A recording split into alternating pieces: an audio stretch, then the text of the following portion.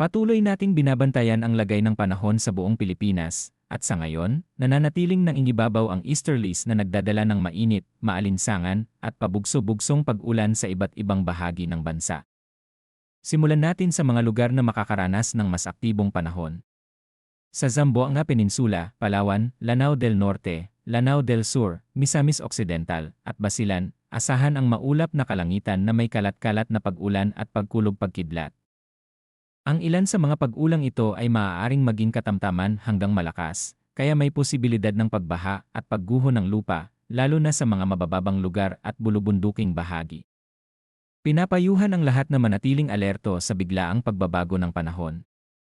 Samantala, sa Metro Manila at nalalabing bahagi ng bansa, makakaranas ng bahagyang maulap hanggang sa maulap na kalangitan na may panakanakang pag-ulan o thunderstorms. Kadalasan, ang mga ito ay dulot ng localized thunderstorms, kaya inaasahan ang pag-ulan sa hapon hanggang gabi. Bagamat hindi ito malawakang pag-ulan, maaari pa rin itong magdulot ng malalakas na buhos ng ulan, pagkidlat, at pabugso-bugsong hangin. Para naman sa kondisyon ng hangin at karagatan, sa Luzon, inaasahan ang mahina hanggang katamtamang hangin mula silangan hanggang timog silangan, na may bahagya hanggang katamtamang alon sa karagatan, nasa 0.6 hanggang 1.8 metro. Sa natitirang bahagi ng bansa, mahina hanggang katamtamang hangin din mula silangan hanggang hilagang silangan ang mararanasan, at kapareho lamang ang taas ng alon. Sa kabuuan, maayos pa rin ang kondisyon sa dagat, ngunit pinapayuhan pa rin ang maliliit na sasakyang pandagat na mag-ingat lalo na kapag may thunderstorm. Pagdating sa temperatura, nananatiling mainit ang panahon. Naitala ang pinakamababang temperatura na 26.4 degrees Celsius kaninang umaga, habang umabot naman sa 35 degrees Celsius ang pinakamataas ngayong hapon. Dahil dito, maaaring mas mataas pa ang maramdaman na init o heat index, kaya mahalagang uminom ng maraming tubig at iwasan ang matagal na pagkabilad sa araw.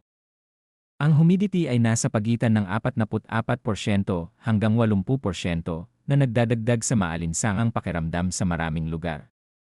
Para sa Metro Manila, ang pagsikat ng araw bukas ay 5:35 ng umaga at ang paglubog naman ay 6:12 ng gabi.